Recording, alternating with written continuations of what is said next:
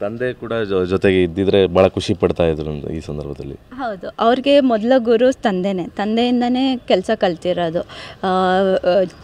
ತಾತನವರು ತಂದೆ ಇದು ನಮ್ಮ ಮಾವನಿಗೆ ಹೇಳ್ಕೊಟ್ಟಿದ್ದು. ಅದ ನಂತರ ಅರುಣ್ ತಂದೆಯಿಂದನೇ ಅರುಣ್ ಕಲ್ತಿರೋದು ವಿದ್ಯೆ ಇದು. ಮೇಡಮ್, ಅವ್ರು ನೀವು ಫೋನಲ್ಲಿ ಮಾತಾಡಿದ್ರಿ ಮತ್ತು ಆ ವಿಡಿಯೋನೆಲ್ಲ ನೋಡಿರ್ತೀರ ಮೂರ್ತಿ. ಹೇಗೆ ಬಂದಿದೆ ಮೇಡಮ್ ಆ ಮೂರ್ತಿ? ತುಂಬ ಸುಂದರವಾಗಿದೆ.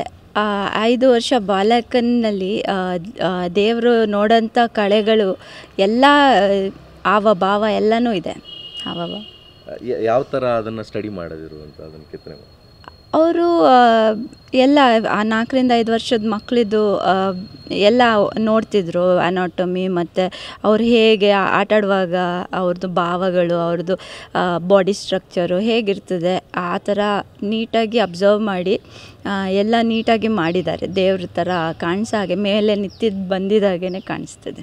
ಅದೇ ಇಷ್ಟು ದಿನ ಎಲ್ಲ ಮೂರ್ತಿಗಳನ್ನ ಅಥವಾ ಒಂದು ಫೋಟೋ ಇರ್ತಿತ್ತು, ಫೋಟೋ ನೋಡಿ ಕೆತ್ತನೆ ಮಾಡ್ತಾಯಿದ್ರು. ಈಗ ರಾಮಲಲ್ಲ ಮೂರ್ತಿ ಕೆತ್ತನೆ ಮಾಡೋದು ಭಾಳ ಒಂದು ದೊಡ್ಡ ಚಾಲೆಂಜ್ ವಿಚಾರ. ನಿಮ್ಮ ಉಬ್ಬಿದ ರಕ್ತನಾಳಗಳ ಸಮಸ್ಯೆಗೆ ಎವಿಸ್ ಆಸ್ಪತ್ರೆಯಲ್ಲಿ ಕೇವಲ 30 ನಿಮಿಷದ ಲೇಸರ್ ಚಿಕಿತ್ಸೆಯೊಂದಿಗೆ ಮುಕ್ತಿ ಹೊಂದಬಹುದು. ಹೆಚ್ಚಿನ ವಿವರಗಳಿಗಾಗಿ ಸಂಪರ್ಕಿಸಿ 8088837300.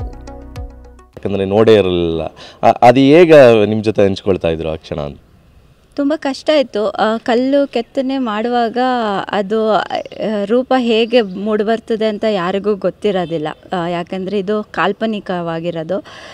ಇವರು ಮೊದಲು ಪಿಕ್ಚರ್ ಡ್ರಾಯಿಂಗ್ ಮಾಡಿ ಆಮೇಲೆ ಅದನ್ನು ಹೇಗೆ ಇನ್ನೂ ಇಂಪ್ರೂವೈಸ್ ಮಾಡಬೇಕು ಅಂತೆಲ್ಲ ಸ್ಟಡಿ ಮಾಡಿ ಯಾವ್ಯಾವ್ದು ಫೀಚರ್ಸ್ ಹಾಕಿದ್ರೆ ಹೇಗೆ ಕಾಣ್ತದೆ ಅಂತೆಲ್ಲ ನೋಡಿ ಮಾಡಿದ್ದಾರೆ. ಮತ್ತು ಒಂದು ಸತಿ ಮಾಡುವಾಗ ಒಂದು ಕಲ್ಲು ಚಕ್ಕೆ ಬಂದು ಕಣ್ಣಿಗೆ ತಾಗಿ ಅವ್ರ ಕಣ್ಣು ಏಟಾಗಿತ್ತು.